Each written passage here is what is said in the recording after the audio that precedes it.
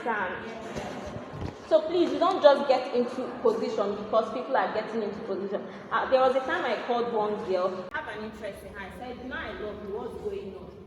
Why are you taking, what's your CGPA? Please don't make the mistake some of us made at the beginning. She said her CGPA was 4.0 at first year. I said, well, this could get better. So you just have to, why are you taking this? So she said, well, they come out. And she heard it's good to take leadership positions. But you heard well, but you also heard wrong group. You get? So it's not just about taking leadership position, it's about taking it with intention. We talk about intentionality all the time. This word is a redundant word already. I've heard it so many times. So you have to have a why. First of all, who are you? Second, why do I want to take this? Is it to make impact? Do I like making impact? So if I want to make impact, which position will rightly serve me?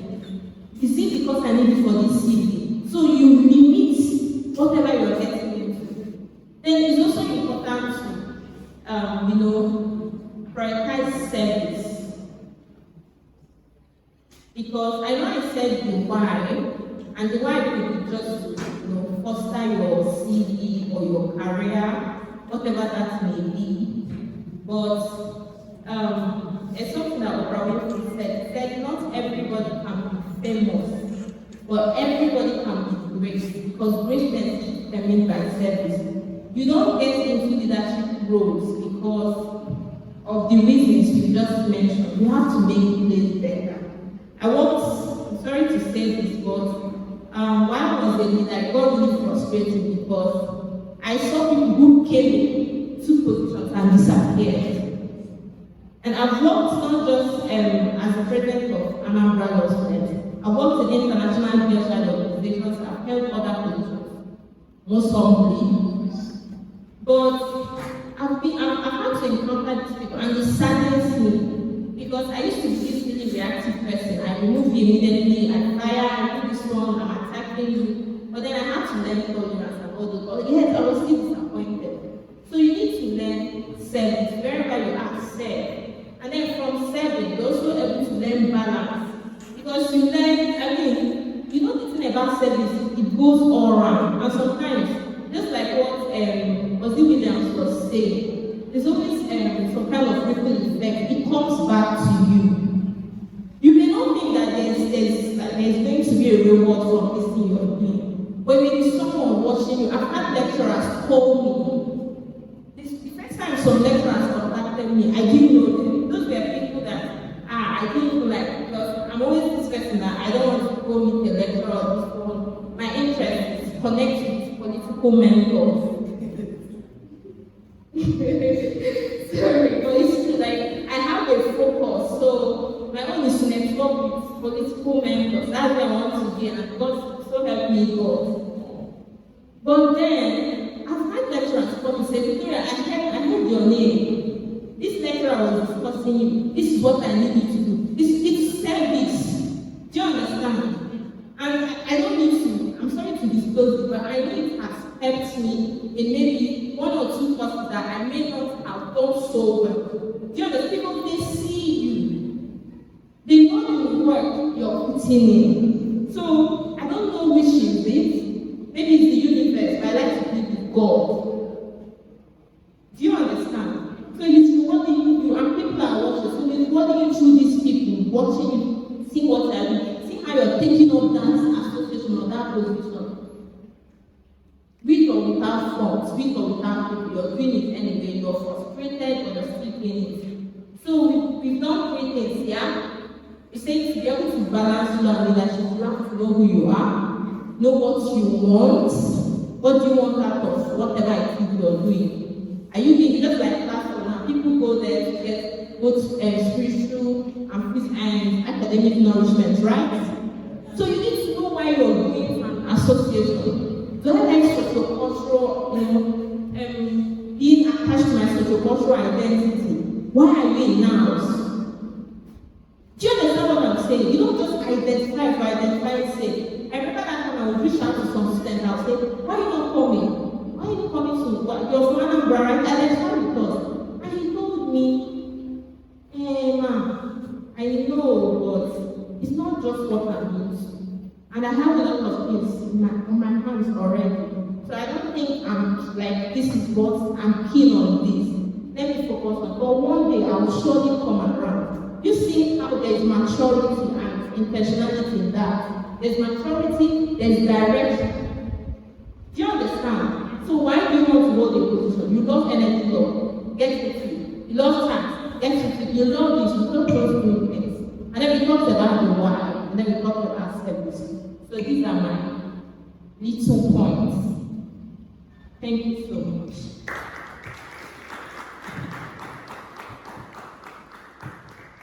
Well, thank you, Victoria, for all you said. I personally learned from it. There was something that she said about knowing why you want to be a leader. Personally, like she said, it's not every role they'll call you for that you just accept. I feel like there are two reasons why you should be heading certain committees or certain associations. Firstly, because you have a passion for it, it's something that you see yourself doing in the future. And secondly, because it's needed for your career development. You might know how to act, but you don't have a passion for acting. Doesn't mean you should head the drama club of your school.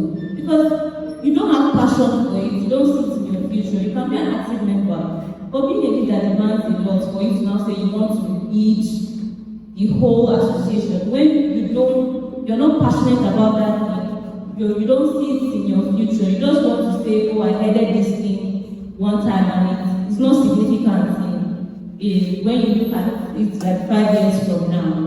So I'll pass it on to Energy Picker to also tell us how he balances the need that comes to being a student leader and being a law student at the same time. Thank you very much. Good afternoon, everyone. My name is Peter Abinati. I happen to be the current vice president of ONSPA.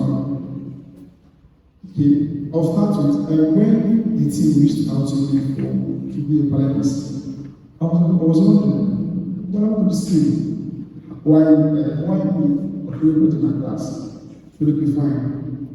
I will be there. So when the flyer came out and I saw my leadership, I was like, wow. And then this morning, if you check his level status, he said, come and see how navigate juggle through your campaigns and whatever. Okay. Now to the question from I will give relatable experiences to answer the question. Now, how that is, someone who is not social. The people call me as social. I am actually this secluded person. I'm a private person. I'm not social.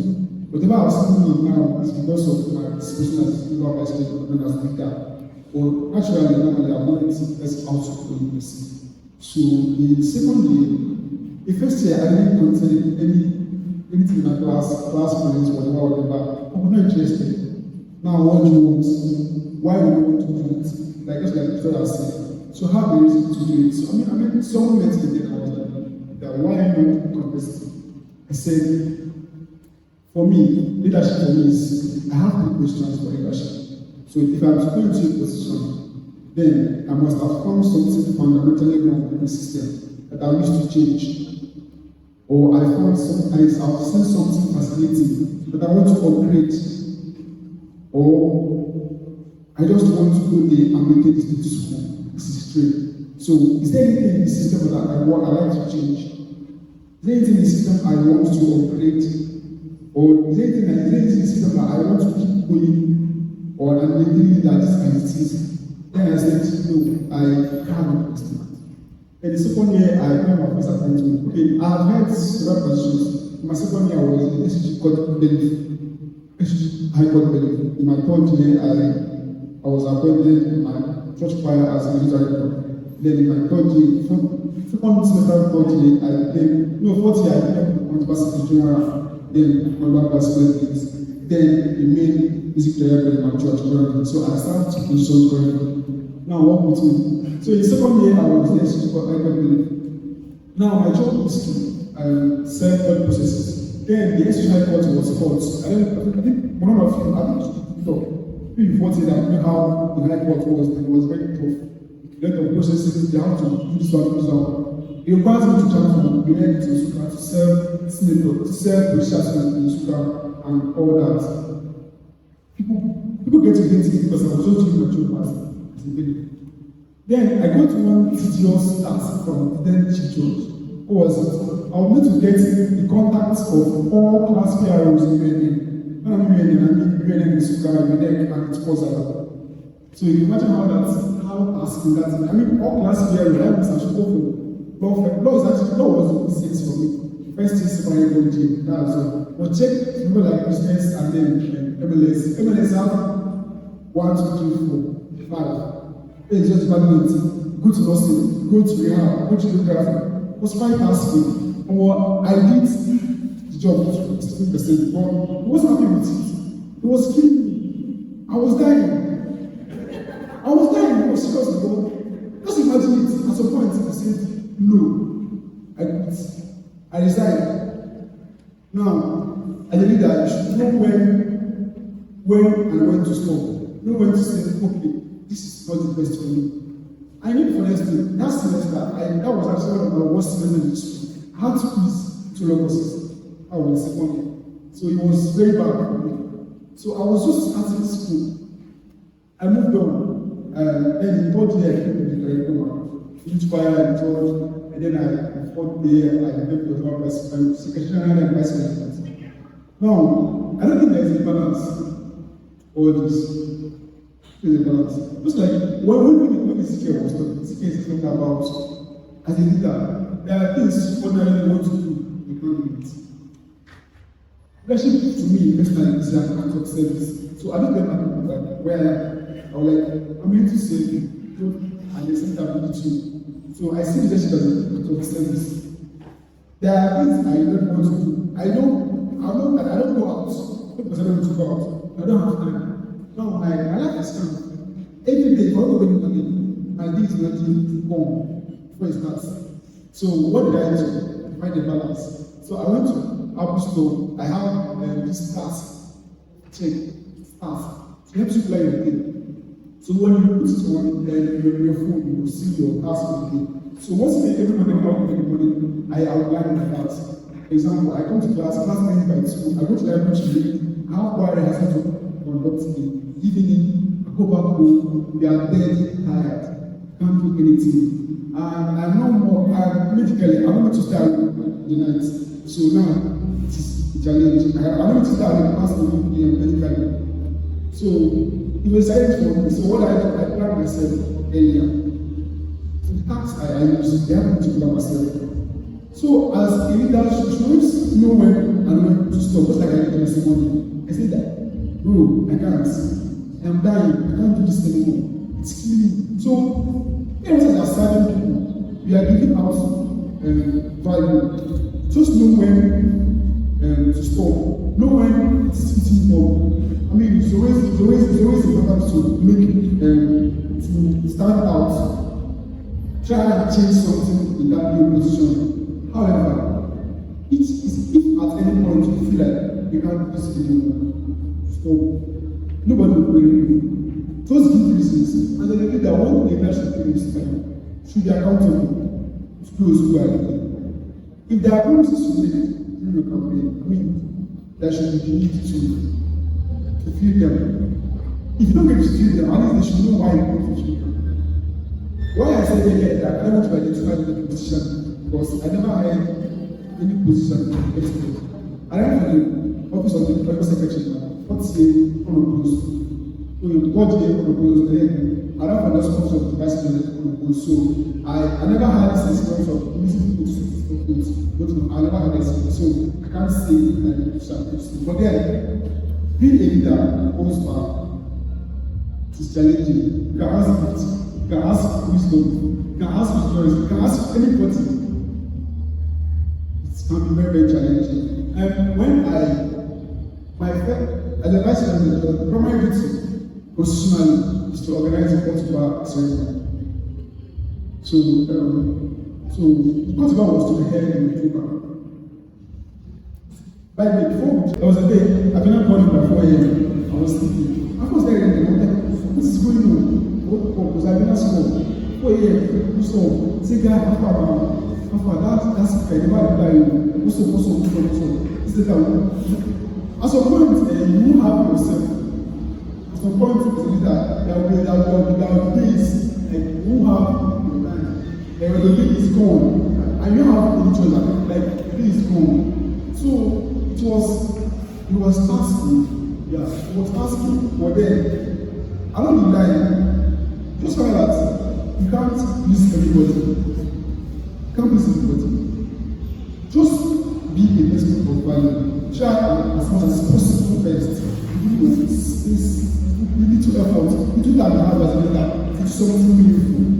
You can't please everybody, no matter what you do. Take the best person to go about the world. There is something precisely about. Take any leader that you feel like stood out. There are people that are still criticized. It must go. So I urge you, if you are not taking any position, yes, what you're looking for, please, whatever you do, so graduates, know when to say no. That's the only balance. If not, you want to do, you want to outdo. When they call you capacity, that's you digging your grave. Know when to stop, know when to say, okay, I have done this, I have done that. I think this, at this point in time, it's for I have that myself. Everyone being, you're coming areas to study. So know when to stop and know when to say, I can't do this way. Thank you very much.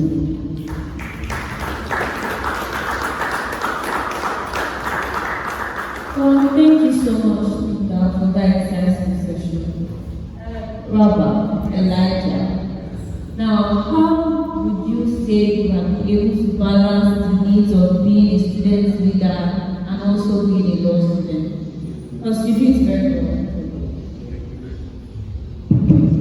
Good afternoon, everyone.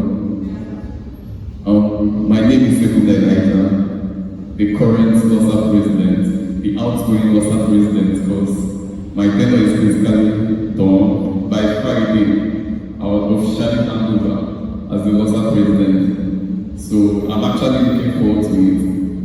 But coming back to the topic, balancing leadership and your life as a law student, that can involve many aspects.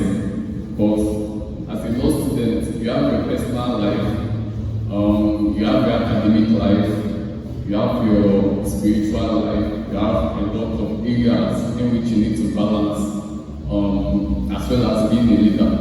My friends will tell me, Rabbi, this is why you are not reading. It's like you're going to meet the lecturer, as LOSA president, they'll give you in now. But that kind of thing is not obtainable. If you don't read, you'll fail in this faculty. Do you get? So it's something that happens, like leaders also fail. So you know that at every point there should be balance in your personal life. Someone will be calling you, how far, let's go here, let's go there. But you know that you have a program that is coming up at so time, and you have to attend to that program. If you don't attend to that program, then there will be a gap somewhere. It means that something is off. And when something is off, because you are attending to something else, it means that there is no balance. So, trying to reconcile all these things, I'll try to just break down a few conceptions or misconceptions about leadership. Coming to who is a leader. When she was introducing, she said that not everybody is a leader. But I believe that everybody can be a leader. Though some people have this naturalistic characteristics to be a leader, they have these traits they are naturally born with that makes them stand out. You know, when some people hear leader, they imagine someone that is in the front shouting, giving command, and doing all these things. But that's not the core essence of leadership. I believe that anybody can be a leader. You can be born as a leader, and you can also learn to be a leader. You can develop traits that will make you to be a leader. And those traits now, they are not something that is impossible to learn. Those traits are something that over time, with practice, you get to understand that by doing this, I can actually become a leader. I can perfect becoming a leader. Do you get? And these traits are things that you find everywhere. An example is accepting responsibility. When you start accepting responsibility, in no time you see yourself standing above others. You see yourself being called to do something just by the fact that you're accepting responsibility. Before they say, oh, do this, you volunteer, be like, okay, let me do this. You are developing the traits that will make you a leader. Also, other traits that can make you stand out, apart from accepting responsibilities, your ability to inspire others, your ability to lift up the spirit of others, to tell people, okay, you can do this, you can actually do this, and then people believe in that vision. Someone like Elon Musk, I don't think is a very, very good administrator, but when it comes to motivating his team, he has this ability to share his vision, and then people will buy into it. If someone comes and tells me that we should stop living on Earth, that we should go to Mars and explore living on Mars, I think that person is very crazy. But Elon Musk is someone that has shared this vision to people, and that every time that deploying spaceships to go to space, because they are still exploring the idea of living on Mars, living on space. So you have to have that ability, you have to develop that ability to inspire others to do something. And how can you develop these leadership qualities if you think you don't have them? It's by constant learning. You have to learn every day. You have to read. You have to try to learn every day. That's what someone that wants to develop this leadership quality does. So you have to be like, okay, what do I learn today? And learning doesn't mean that, okay, you should now pick up leadership books and start like reading them and be like, this is what will make me a leader. No, a leader has to know a bit of everything you get, because the problems that we face in this life, there are something that you cannot write in the script. Do you get? Sometimes I come to the faculty and then the problem that I face that day, I've never seen it before in my life. Do you get? I'll be like, how did this like come to become a problem? Like this is not, I've never seen it happen before. But you have to find a way to adapt to that change, to solve it in a way that everything will still be balanced. Like this is happening, but we have solved it as a problem. It's no longer there, or even if it's still there, it's no longer how it used to be. So as a leader, you have to learn every day. And one thing that one of our panelists emphasized on is knowing yourself. If you want to be a leader, you have to know the kind of person you are. And being somebody doesn't make you be like, okay, I cannot be a leader because I'm not very outspoken. I cannot be a leader because I'm very shy. I cannot be a leader because this is happening or this is happening. I believe that whatever kind of person you are, you can still develop yourself to be an expert in that area, to stand out in that area. For example, some people find themselves like they know that they can work hard, they are very hardworking. People will be like, guy, you do everything, you try, how you do all these things. But within yourself, you know that I don't see myself doing all these things. It means that you are hardworking. So instead of trying to downplay that hard work, it's better to develop it in such a way that your hard work now seems like it's nothing to you. You have developed it in such a way that, okay, I work hard, I like to work hard. And that's what makes me to stand above others. So you make it a strength instead of a weakness. You develop it as a strength. So you can be hardworking, and that would be like what makes you stand out as a leader. Others have this natural talent, this raw ability that are just smarter than others.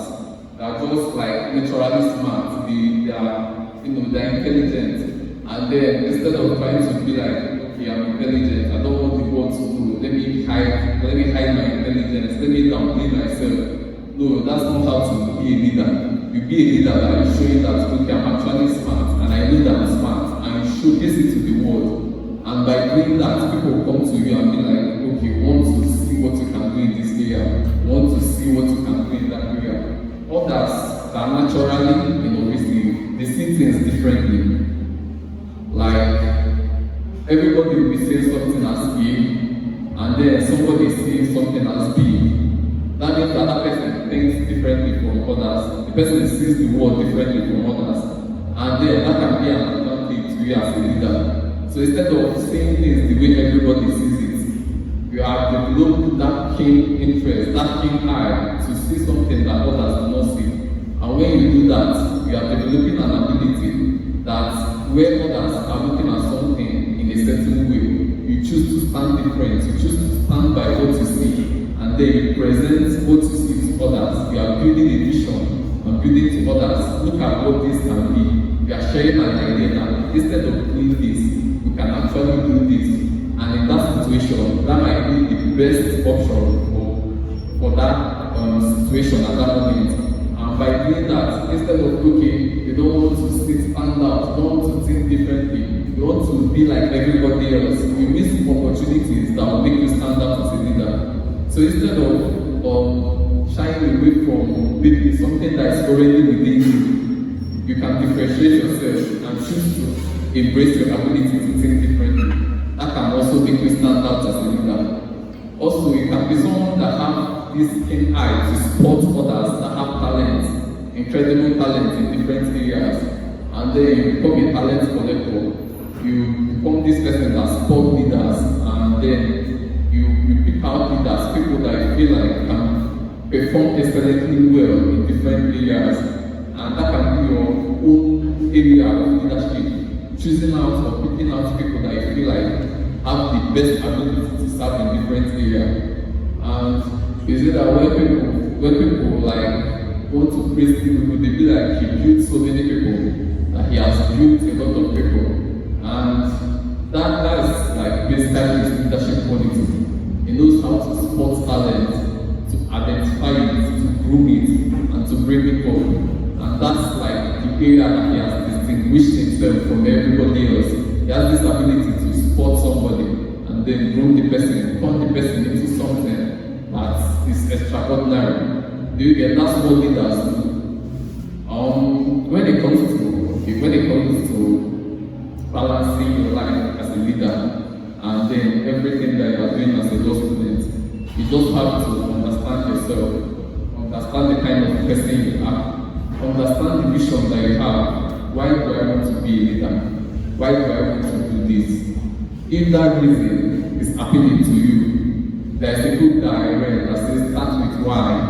That is everything that you are doing. You should start with why. What's the reason I'm doing this? If that reason is something that is appealing to you, is something that is worth it in the end, then you should go ahead and do it. You might fail, but that's not the end of it. Being a leader means that when you fail, you stand up again and keep trying, because you are going to fail many times. As a leader, I've failed many times, but I never let it get to me. I always stand on my feet and keep on pushing. And that's the kind of life that you meet as a leader. That's the kind of things that you see as a leader. And I believe that with this brief insight, you can understand more about balancing your life as a leader and being a law student. Thank you. Thank you so much, Baba. So to answer that question, I summarize my points into 3. First of all, prioritization, time management, and knowing how to properly delegate. So to start with the first one, knowing how to prioritize. First of all, prioritization is putting the important things first, as most of us would know. So I would like to use this scenario. First of all, I would like to say that you cannot totally balance law and leadership in this context, since we're talking about leadership in the strict sense of it. I think the better word is integration, because as a student, your studies have to come first. In the future, you can be a leader in one committee. You can even set up your own committee and be the leader, but you see that your CGPA that you are leading will follow you. And while you're a student, you might be in your final year. You can get to a point your CGPA will never rise. You might be in final year and you're in 2.0. How can you use 1 year to raise from a 2.0 to a 2.1? It's not possible. At some point, your GPA will never raise again.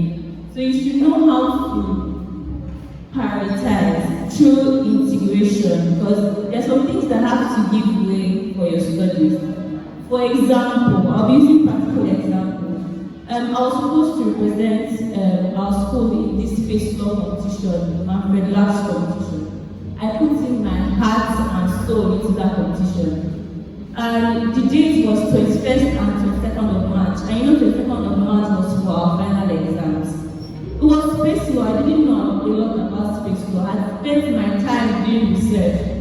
So on the Tuesday before the Thursday of the competition, we had to go to Guatemala for one inter-school competition. I would like to say that was a total waste of our time, but we had to go to the school for that competition. I got back home, I slept for a few hours, I woke up and started drafting. I drafted till almost 11:30 something and made sure that I filed before 12 midnight. That's how much I wanted to participate in this competition. The next morning, I realized that I had not fully understood my argument, I had not rehearsed. This competition was on Wednesday and on Thursday and Friday was my final exam. So I just called out and said, after all that stress, I can't do this anymore because I don't want to fail my exam. So I had to send a letter of a mail saying that we were withdrawing from the competition. I swear I felt so bad. But I had to prioritize because no matter what, my studies came first in that situation. So as a leader, you should give it your all, or as Peter said, you should know when to stop. Another thing is time management. I would say my grades greatly improved from the time I started to take on leadership. That's because I started to see my time as important, and I started to dedicate, know how to apportion my time to different things. So I feel like that's one thing we should learn how to do. You should not, like, you should know, I don't know if I'm part of the content team of my class. If you leave me because I like creating content, I will edit videos from morning to night. But despite that, I had to learn that I had to apportion my time because I was still a student, regardless of everything else you are doing. You are still a student. You might have the opportunities to do these things in the future. But the grade you graduate with, unless you want to do a second degree, it will follow you, and when you're starting your career, your grade is a very important factor. So you should learn how to manage your time. And finally, you should know how to delegate as a leader. If you're given the opportunity to pick members of your committee, don't say, oh, this is the perfect opportunity to put my friends on. I have friends that have never been in positions, I have friends that want to put, let people start calling them capacity. No, if not, you and your committee will flop and you will have a bad reputation. So you should know how to pick people that you can delegate something to, and you know they'll do it to the best of their abilities. As being the chairman of the committee, I have Mary, Isidore, Shulbe, Daunting. These are people that if I say, oh, we draft facts for 10 years finals, we draft facts for this. Any facts that they work on, I promise you, the only thing we have to correct are typos. Because these people will do it to the best of their abilities, and you don't have to worry about doing everything as a leader. One thing to know that one point you should know, you should take notice of if you're a good leader is that without you, your team can work properly. You can give things to people and they will do it very well. You don't have to worry about taking the whole budget by yourself. So with these 3 points, knowing how to prioritize, knowing how to delegate, and knowing how to manage your time, I think you can effectively balance being a leader and also being a law student. And despite all this, I'm a Christian, so I can't do this out of it. Don't underestimate the power of God in your life. Basically, there are some examples. Particularly, I would like to use real life examples because when you're just giving saying vague things, people think it doesn't work. In second year, I got an A in computer. It was a GS course. When did I read for that course? The morning before the exam. When I saw that result, I was shocked. So most times, even in anything you're doing as a student, don't forget to pray. You can't do it by yourself. You also need God to help you. So with this, we're done with this session. Okay, I just want to quickly add something. I think it's also important to know when the time is right for something. And just like those, let me use a practical example. During the exam, or rather, I think before the exam, I'm the Secretary of Education of Commonwealth Students.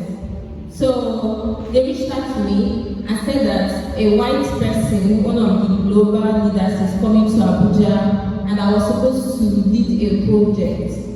It was very, very it was appetizing.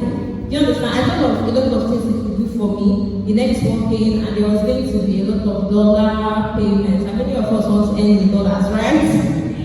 So I just looked at the glitters, the glamour, the pictures, all those things. But then I remembered one thing. My pastor used to make I come study. At the end of the day, first things, my academics, right?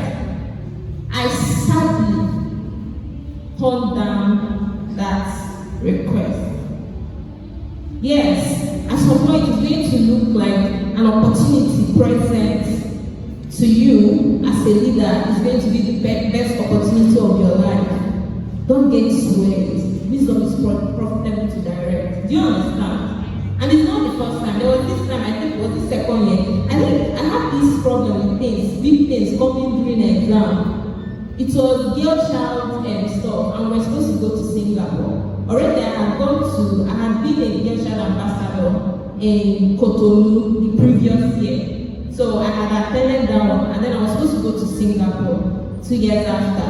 But unfortunately, it was during the exam. And again, what would I say? I should not be fair. They said I said be fair because of what? We have a lot of opportunities. I don't know, but you're still going to be the change maker you want to be if you remain on the path, right? So don't let opportunities get so much. They will get so magnified in your eyes that you delude yourself into believing that, as a leader, if I don't jump into this thing, the governor says, I have an exam by 8 a.m. and they say, Vicky, they do that all the time. They are going to see the governor and say, me, when I have quiz. I'm not getting one of those people who need quiz to go and see governor, to snap pictures with governor. As long as you continue investing in yourself, you're going to meet governor. Possibly you'll be a governor. Or even a governor's wife, Michelle Obama, yes. Do you understand? So you will get there. Don't let them get into your head. So I'm going to conclude with I came across this quote 2 days ago. You know Mr. Percy, right? So it's from him, and he said something. He said, and I quote, "There's no time for us.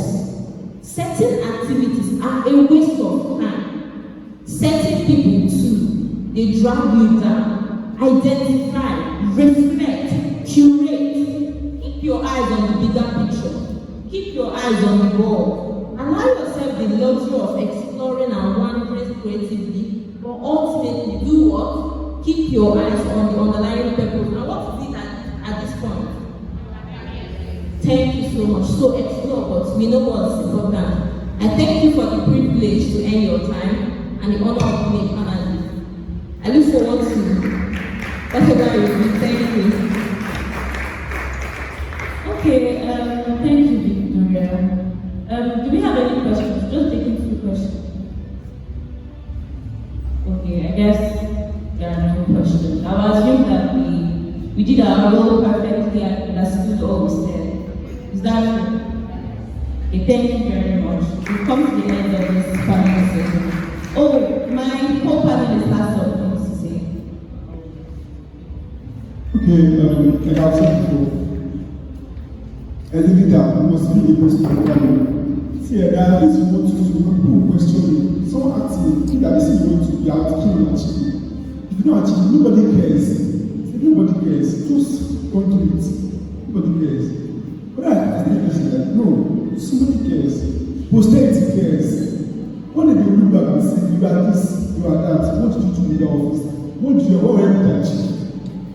And then, try as much as possible to balancing. So, the topic is about balancing PhD students. So, I will leave it to quote by the last student that I was asked to opportunity. So, if you have a pen and Bible, please, your pen and please write down.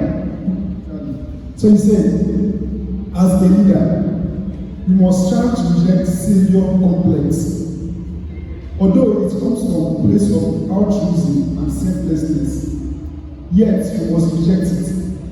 And surely so, you cannot help everyone. You cannot be there for everyone. You must make out time for yourself. You can only pour from a filled cup and not an empty one. Understanding this is the first step of finding a balance. Thank you very much. Thank you everyone for listening to us. Come to the end of